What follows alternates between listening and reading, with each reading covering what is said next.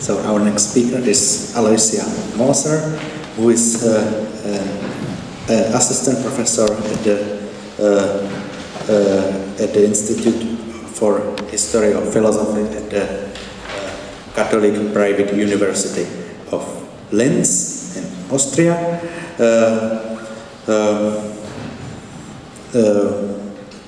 To her publication one of her publications are Logical Form in the Analytic and Continental Tradition and Early Wittgenstein Pragmatism.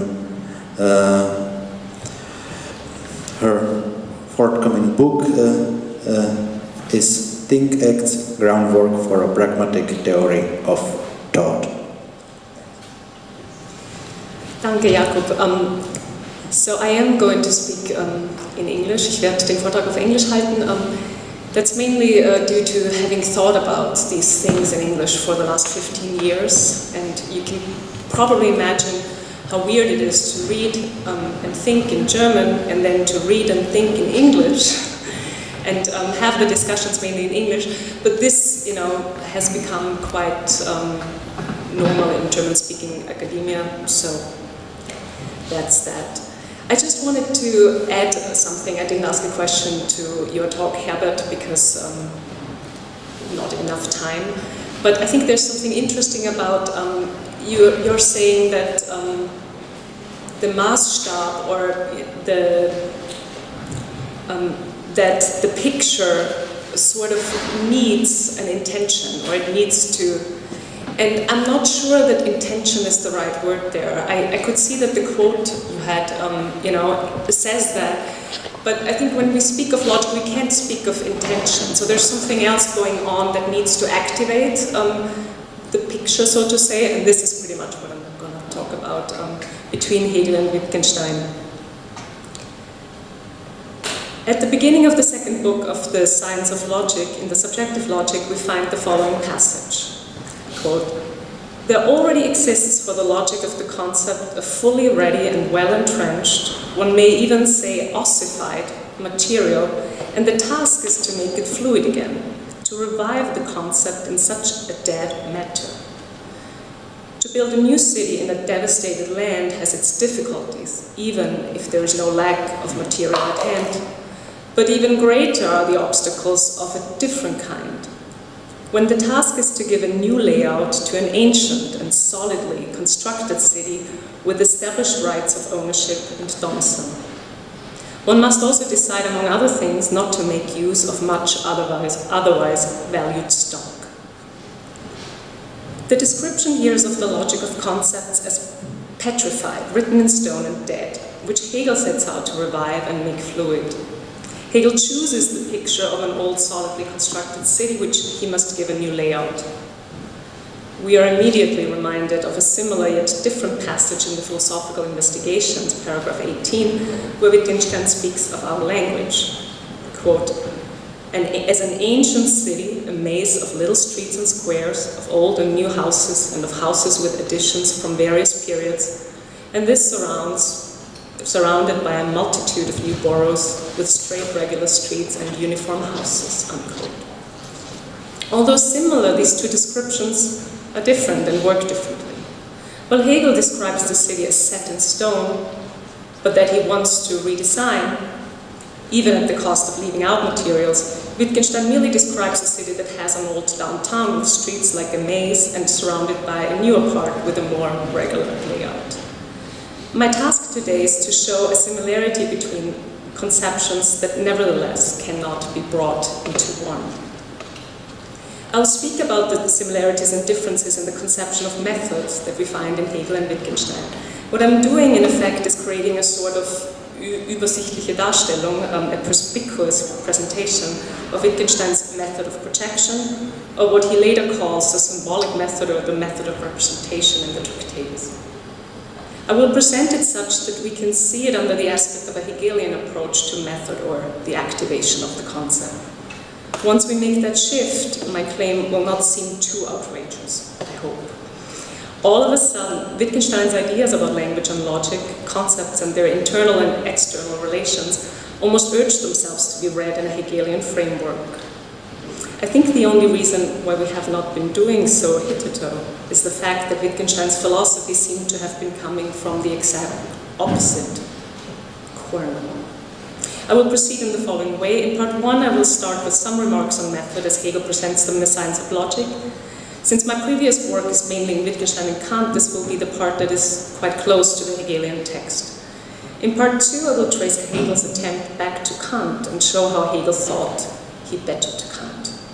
This will pave the way for part three, in which I develop Wittgenstein's projection method as he lays it out in the Tractatus as an attempt to give us the conditions of the possibility of representation, similar to the Kantian project of giving the conditions of the possibility of experience. I will argue that this projection method or serum method is a way to render the work that happens within the concept, or by showing that there's no work in the concept. In Kantian language, one could say the opposing sides of what comes in through the senses and what is thought in the mind brought together. In the conclusion, I will flesh out my claim that we ought to understand Wittgenstein's philosophy as developing a conception of language or thought as a logic, albeit already quite an active logic in the Tractatus, that logic expanding into grammar, language games or forms of life in the later work. My claim is that the result of this elaboration of Wittgenstein's logical grammar turns out to be quite similar to sort of logic in Hegel. And I admit that, this is not going to be fleshed out. I think that's the problem of this conference, that we start. We try to make these connections, and then we realize that there's so much work still to be done. So I'll start with Hegel. 2. Hegel, a method in the Wissenschaft der Logik. In the introduction to his translation of the Wissenschaft der Logik of 2010, Di Giovanni introduces method as the category which brings the logic to an end. He shows that this is akin to Kant's critique of pure reason, which also concluded with a chapter on the methodology of pure reason. Method in Kant is sought by reason in experience out of a need that is its own, but that in Kant remains external to the content of experience. For Hegel, Di Giovanni holds, on the contrary, method is the rhythm, the Lebenspuls of experience itself. It is an ordering which is internal to it and the consequence of the fact that experience is an idealizing process from beginning to end. This is a quote from the introduction that Di Giovanni wrote on page 53. Right at the beginning, or this is extrapolated from that, right at the beginning of the preface to the Science of Logic, Hegel says that, quote, inasmuch as philosophy is to be science, it cannot borrow its method from a subordinate science such as mathematics.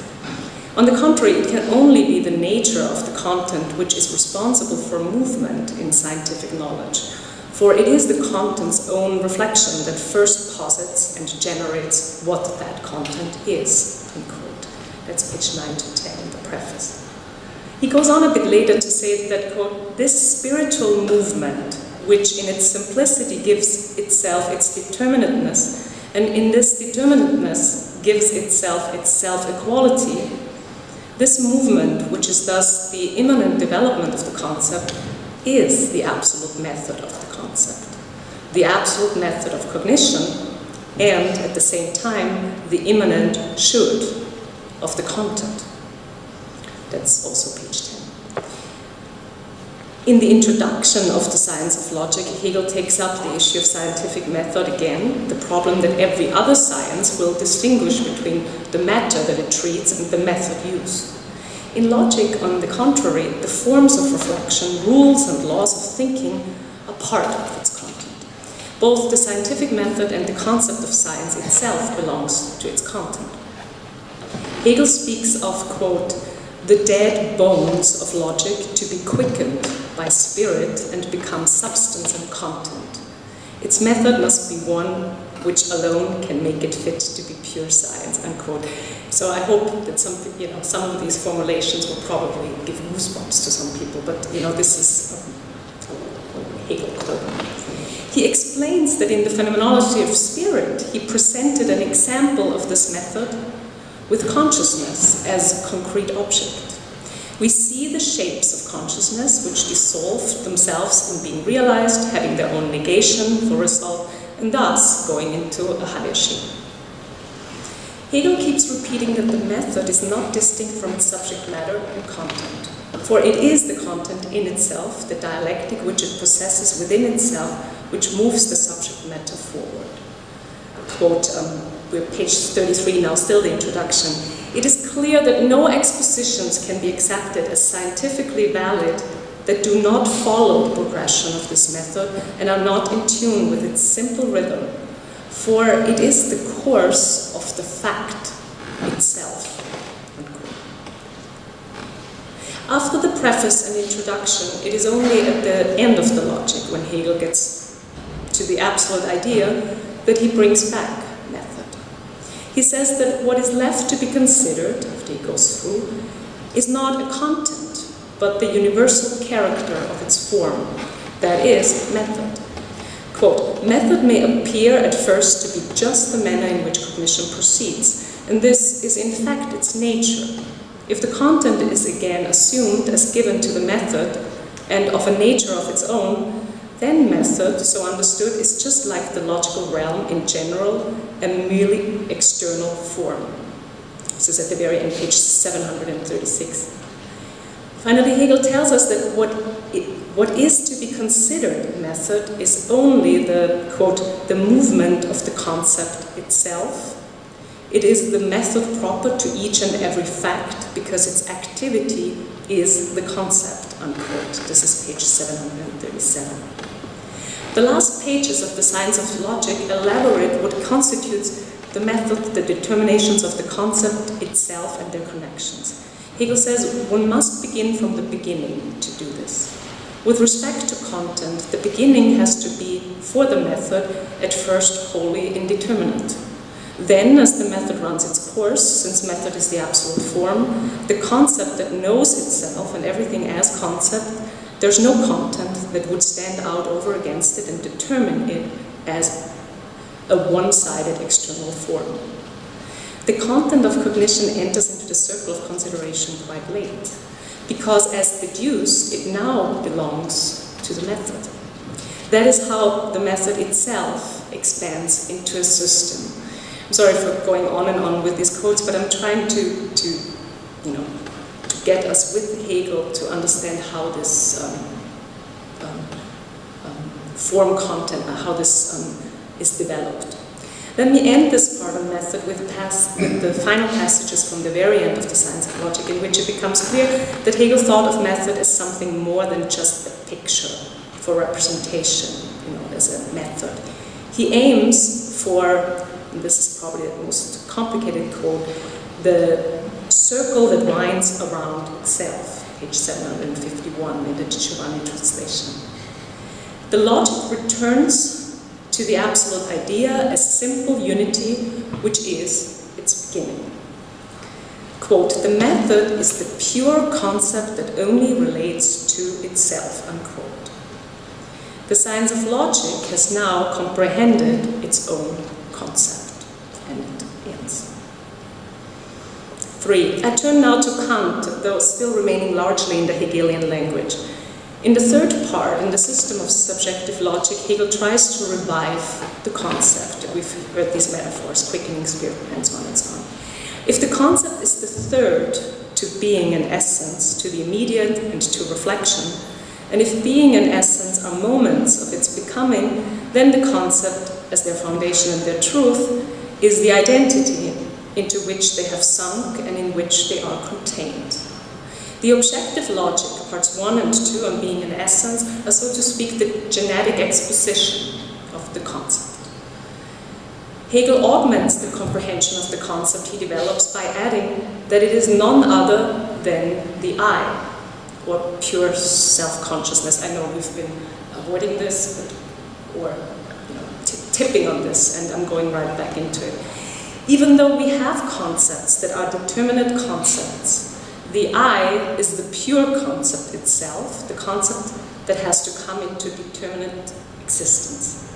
The I is here pure self-referring unity by abstracting from all determinateness and content and withdrawing into the freedom of equality with itself. But the I is also immediately self-referring negativity, singularity, or absolute determinateness. Now, neither the one nor the other can be comprehended unless these two moments are grasped at the same time, both in their abstraction and in their perfect unity. This is page 515 now. Here Hegel goes on to explain what Kant achieved in the Critique of Pure Reason. Having the understanding as a faculty, we also have concepts, just as we have external properties, he says of Kant. But Kant went beyond this external relation of the understanding to the I, Hegel says, and quotes it as, this is the quote, one of the profoundest and truest insights to be found in the Critique of Reason, he doesn't say Critique of Pure Reason, he says Critique of Reason, is that the unity which constitutes the essence of the concept is recognized as the original synthetic unity of our perception, the unity of the I think or of self-consciousness. So this is the transcendental apperception, the B part, 131.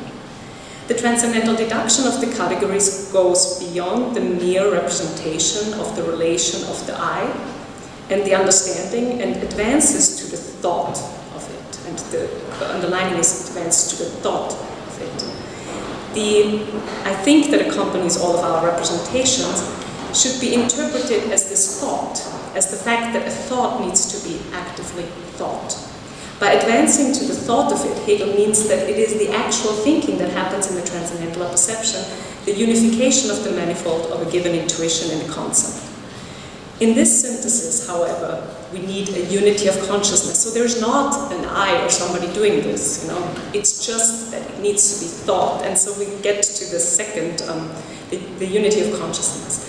This objective unity of consciousness is distinguished from the subjective unity of consciousness by Kant. The I becomes conscious of a manifold. The principles of the objective determination of representations are derived from the principle of the transcendental unity of our perception. By virtue of the categories, these objective determinations, the manifold of given representations, is so determined as to be brought to the unity of consciousness. Again, this is B144. Now, Hegel holds that Kantian philosophy gives us the justification for turning to the nature of the I in order to learn what a concept is.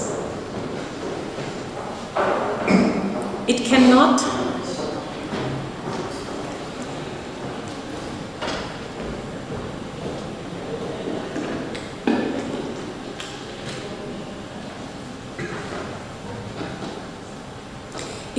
be the mere representation of the I, but needs to be comprehended, needs to comprehend both the I and the concept. To make this a bit clearer, for Hegel, specific determinateness and differentiation are equally essential moments of the concept. Kant's synthetic judgments a priori anticipate this important thought. The original synthesis of a perception is, Hegel states, quote, a profound principle for speculative development, unquote, as it contains the beginning of a true apprehension of the nature of the concept. But Hegel criticizes Kant for not having gotten over a synthesis that is a picture of an external unity, a mere combination of terms that are intrinsically separate. What Hegel adds to Kant is that it is, quote, precisely in the concept that the manifold is sublated inasmuch as it pertains to intuition as opposed to the concept. Hegel wonders how Kant could get so far in his philosophy as to acknowledge that the relation of thought to sensuous experience is only a relation of mere appearance, but stopped short at that relative relation. Hegel wonders why Kant asserts that truth is finite cognition, and that what he had recognized as truth and had defined as such was illegitimate and extravagant, namely the cognition of the thing itself. What Kant treated as a figment of truth is truth for Hegel. He points to the agreement of cognition with its subject matter and as a trivial nominal definition. However, he thinks that Kant should have used that definition of truth because then he would have had to treat the idea which expresses the required agreement as truth. Well, so far for the discussion of Kant at the beginning of the subjective logic in the doctrine of concepts, I needed this intermediate step to elaborate in what sense the projection method in Wittgenstein can be understood as providing something akin to a condition of the possibility of representation and how it could have given that Hegelian spin. This will be quite bumpy, as I admit. I won't have time to develop the connection deeper. The Kant-Wittgenstein connection I developed in my dissertation, but this is as much as I can do here. But let us have a look in what sense Wittgenstein can be said to develop a theory that lays down the conditions of the possibility of representation in the Tractatus, similar to how Kant laid down the conditions of the possibility of experience in the first critique, and then work out what that means in light of how Hegel reads the Kantian passages. For Wittgenstein's projection method.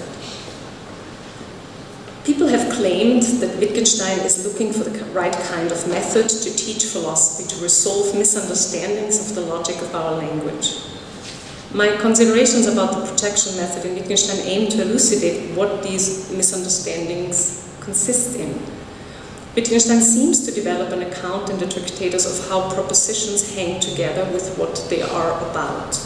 He calls that which propositions are about reality, facts, or the existence and non-existence of state of affairs. All these notions are elucidated in the 7 propositions and numerous sub-propositions of the Tractatus.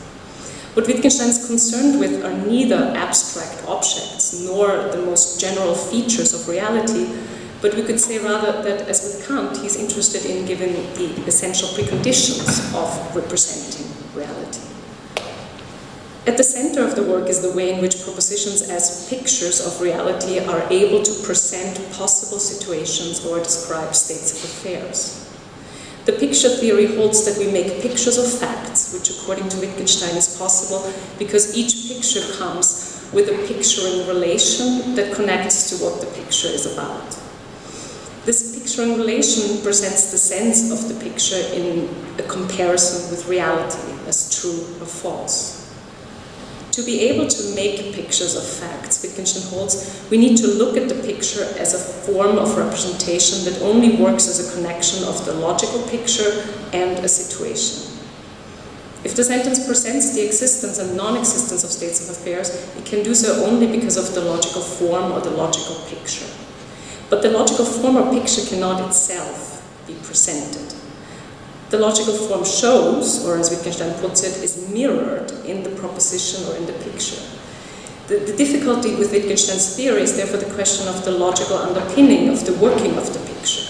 So how does the basic kind of proposition, the elementary proposition, first assert the existence of a state of affairs?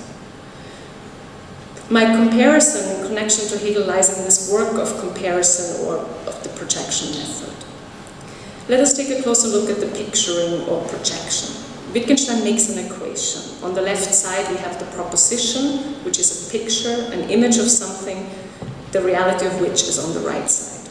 What becomes increasingly complicated in the Tractatus is the meaning of this copula is in the equation. Let us look at proposition 2.1.5.3. Wittgenstein says that to the picture belongs, quote, the representing relation which makes it a picture, unquote. In 2.17 he continues, quote, what the picture must have in common with reality in order to be able to represent it after its manner, rightly or falsely, is its form of representation, unquote. The representing relation is elucidated in 2.1514 in the following way. Quote, the representing relation consists of the coordinates of the elements of the picture and the things, unquote. The form of representation is described in 2.151 as, quote, the possibility that the things are combined with one another as are the elements of the picture, unquote. So the representing relation and the form of the representation are pulled together in the method of projection as two aspects of the same thing. The representing relation is the actual structure of the picturing, projecting, while the form of representation is the possibility of such representation. What I would like to work out is that this can be understood to work similar to Hegel's dialectic. I will try to make proposition 3.11 a model case for this claim. Proposition 311 allows us to move back and forth between form of representation and representing relation in order to see the importance of the aspect of application or use in the projection. And again, I repeat, this is not a person having an intention. This is the thought being thought. So this is a logical operation. We use, so this is 311. Wittgenstein says we use the sensibly perceptible sign, the sound, as I do now, or the written sign, etc., of the proposition as a projection of the possible state of affairs. The method of projection is the thinking of the sense of the proposition. This means that when we picture states of affairs, we use the sentence, or more precisely the perceptible sign of the sentence, as a projection of the possible state of affairs. In this proposition, Wittgenstein equates the left side with the right side. This is, in its core, what I like to, so this is the identity statement. He says this is this. If the right reading of the Tractatus has to focus on representing, picturing, or projecting that brings about the form of representation, the connection to the state of affair, we should start to read this through the lens of Hegel. Wittgenstein says in 401, quote, "The proposition is a model of reality as we think it is," unquote. I emphasized both instances of is in proposition 401 because the equation of the sensibly perceptible part of the proposition and the projection of possible states of affairs, like in 311, means that a proposition is the projection of the possible states of affairs. This means that we're not dealing with a pre-existing relation between the picture and what is pictured, but with a projection that creates itself in the projection. Now, I'd like to explain what the general form of the proposition has to do with this projection method. I focus on what, with Wittgenstein, I call the zero method, a special form of projection method. So this projection, which to my knowledge has not been much discussed in secondary literature. There are propositions in the Tractatus that get a lot of attention due to their peculiar standing. We heard about it yesterday, tautology and contradiction.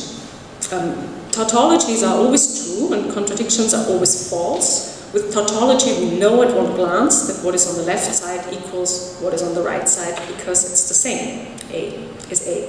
With contradiction, we know that left side and right side are never equal because they're contradictory. Tautology and contradiction and other logical propositions are presented in the Tractatus as not needing to be projected onto reality for us to find out whether they are true or false, because they just don't have that game or that projection. This creates an interesting case of the projection method just outlined, according to which the projection onto reality is the thinking of the thought, so no projection. Wittgenstein says that there are propositions that are part of the symbolism, just as zero is part of the number system, however that these propositions do not have any projection to reality. In tautology and contradiction and all other logical propositions, we can read off their truth or falsity from the perceptible part alone. I just looked at the time, and I know we started late, but I want to have some time for discussion. So I'll just skip forward to the passage in which Wittgenstein speaks about the zero method. In proposition 6121, the only passage in which he mentions the zero method, Wittgenstein says, "The propositions of logic demonstrate the logical properties of propositions by combining them so as to form propositions that say nothing. This method could also be called a zero method. In a logical proposition, propositions are brought into equilibrium with one another, and the state of equilibrium then indicates what the logical constitution of these propositions must be." So if you want to have it, I mean, here you have no feelers, right? I mean, you have, it's almost God's finger touching it. You have that, but it's described as a limiting condition. Again, this is similar to yesterday's talk. Wittgenstein calls this a zero method because within the logical propositions we have equilibrium, and the state of that equilibrium shows how the propositions are constituted logically. But Wittgenstein also called logic a mirror image of the world and transcendental. In logic, everything can be read off the propositions. So this zero method, I think, completes a theory of thought and language in the Tractatus. On the one hand, there is a metaphysical part that holds that, and it's questionable whether we can say metaphysical, that holds that propositions have meaning because a number of elementary propositions put together constitute the whole of meaning. This, so to say, is shown in the zero method. And logical propositions, tautologies, and contradictions are special instances of propositions. They have truth or falsity beyond being projected. They're meant to show us that there is a connection to reality, to the world in the first place, without us having to project the proposition. Well, at least can't really say that. And they are what Wittgenstein used to climb up the ladder. In the end, he saw that all the propositions of the Tractatus are such logical propositions and have to be discarded for that reason. Okay, so a very short conclusion. It's time. What I had hoped for would be a clear presentation of an argument is still very much a beginning and a window into ongoing work. I aim to show that Wittgenstein's philosophical method was not just to point out the misunderstanding of the logic of our language. I developed the passages in the Tractatus that present the projection method or zero method to show their resemblance to what Hegel calls method in the science of logic, namely speculative method or the development, as Hegel says, of all natural and spiritual life out of the content of logic. So I think Wittgenstein will be able to have a similar movement, although I think it doesn't start at the same point and it doesn't go to the same point. It's actually probably the reverse. Wittgenstein ends at ordinary language, and I would think that Hegel starts with that. A method in Hegel is the activity of the concept, and I claim that Wittgenstein as well as Hegel think of method as something that happens within concepts. By showing how such an understanding of method is brought forth in the Tractatus, I hope that I threw some new light